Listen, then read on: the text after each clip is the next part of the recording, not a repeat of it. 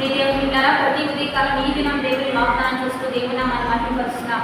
ప్రతి ఒక్క దేవుని బిడ్డలందరూ ప్రత్యేకమైన వందనాలు. దేవుని బిడ్డలారా, మీ అందరూ బాగున్నారా? ప్రతి ఉదయకాలం ఎంతో ఆత్మీయంగా దేవాది దేవుడు మనల్ని బలపరచు రీతిలో ప్రతి ఒక్క దేవుని వాక్కు నుంచి వాగ్దానం నుంచి మనల్ని అందరినీ బలపరుస్తూ ధైర్యపరుస్తూ ఆత్మీయంగా నడిపిస్తూ ఉండగా ఈ దినం దేవుడే వాగ్దానం ఇస్తున్నాడు. చూద్దాం పరిశుద్ధ లేఖన గ్రంథం నుంచి హెబ్రీయులకు రాసిన పత్రిక 10వ అధ్యాయం 24వ వచనం చదువుకుందాం. వాగ్దానం చేసిన వాడు నమ్మదగిన వాడు కనుక మన నిరీక్షణ విషయమై మనం ఒప్పుకొనినది నిశ్చలముగా పొందుకుందుము. కొందరు మానుకొంచున్నట్టుగా సమాజంలో కూర్చుంట మానక ఒకరినొకడు హెచ్చరించుచు ఆ దినము సమీపించుట మీరు చూసిన కొలది మరి ఎక్కువగా అలా చేయొచ్చు. ప్రేమ చూపుటకును సత్కార్యములు చేయుటకును ఒకరినొకడు పురి కొలుకోవాలని ఆలోచించుము. ఈరోజు దేవుని బిడ్డలారా, ఒక మంచి సంఘాన్ని బలపరచు, మంచి వాగ్దానాన్ని ఆత్మీయులుగా క్రైస్తవులుగా దేవుని బిడ్డలుగా మన ముందుకు కొనసాగుతున్నప్పుడు దేవుడు మనకి ఇస్తున్న బలమైన వాగ్దానము.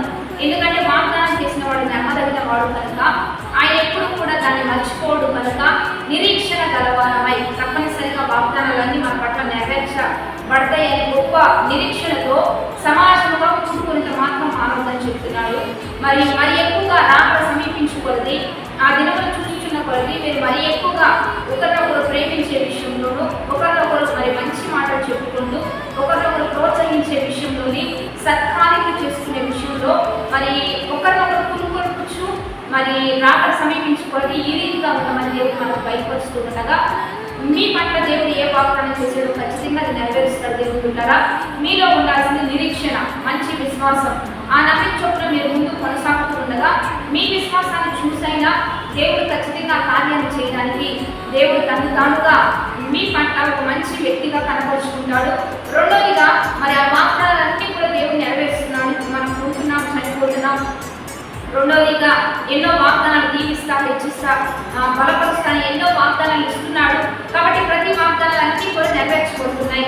నేను వచ్చే ముందు హింస, నేను వచ్చే ముందు రాజ్యాలు, ప్రేమ చల్లారిపోతుంది, విశ్వాసం ఎక్కడా కనిపించదు, ఒకరినొకరు ద్వేషించడం, దూషించడం, మరి భూకంపాలు ఇవన్నీ కూడా జరుగుతాయి అని దేవుడు తెలియజేస్తున్న విధములపై ఈరోజు సమాజంలో ఇవన్నీ మీరు చూస్తున్నారా?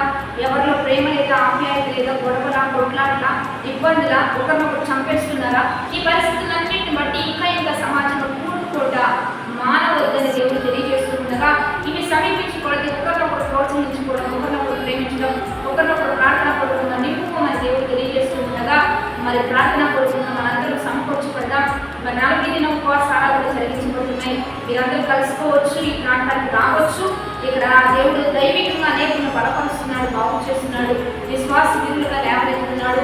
ఒకవేళ రాలేని పక్షాన్ని లైవ్ ఇస్తున్నాం. దేవుడు ద్వారా లైవ్లో అయినా మీరు ఏకీభవించవచ్చు. ప్రతి దినము మరి అక్టోబర్ 1 నుంచి నవంబర్ 9 వరకు జరుగుతున్నాయి ఉపవాస వచ్చి వారాలలో మీరందరూ కలుసుకోవచ్చు. మనందరూ దైవికంగా ఆత్మీయంగా ఆయన రాకపోతే సిద్ధపడదాం. కాబట్టి ఈరోజు దేవుడు మనకు ఇస్తున్న ఈ వాగ్వచనాన్ని బట్టి ప్రార్థన చేద్దాం. పరిశుద్ధ మహోన్నత గొప్ప దేవ, ఈ దినం మీరు మాకు ఇస్తున్న బలమైన వాగ్వచనాలు బట్టి నీకు మహిమ. ఎంతమంది బిడ్డలు ఈ వాగ్దానం చూస్తున్నారు, ఈ వాగ్వచనాన్ని బిడ్డ పట్ల ఊడిపరిచి వారి విశ్వాసాన్ని బలపరిచి వారి నిరీక్షించిన కొరది వారి పట్ల గొప్ప కార్యాలు చూపిస్తూ ఇంకా వారి సమాజంలో కూడుకుంటూ అనేకులు ప్రేమించి ఆదరించి ఆత్మీయంగా సత్కార్యాలు చేయడం విషయంలో ప్రతి విషయంలో వారిని పురికొల్పుతూ ప్రతి కార్యాన్ని నామం పేరు జరిగిస్తూ ప్రతి ఒక్క అక్కర్ల అవసరాలన్నీ తెచ్చండి. ఒత్తిళ్లు ఒడిదుడుకులు తొలగించి వారు ప్రార్థన పూర్వకంగా నింపి నడిపించి ఈ దినం బాడీస్ కార్యక్రమంలో వారి దీవెన శుభములు ప్రకటిస్తూ నీ ఘనమైన నామాన్ని మహిమ తెచ్చుకోమని ప్రభు యేసుక్రీస్తునామమున పేరిట అడిగి వేడుకొని ప్రార్థిస్తూ నామములో ఆమె. మంచి లైక్ చేయండి, అనేకులు పంపించండి, అనేకులు ధైర్యపడదాం. కాబట్టి దేవుని యొక్క అత్యధికమైన కృప మీకు తోడై ఉండాలని మనస్ఫూర్తిగా కోరుకుంటున్నాం.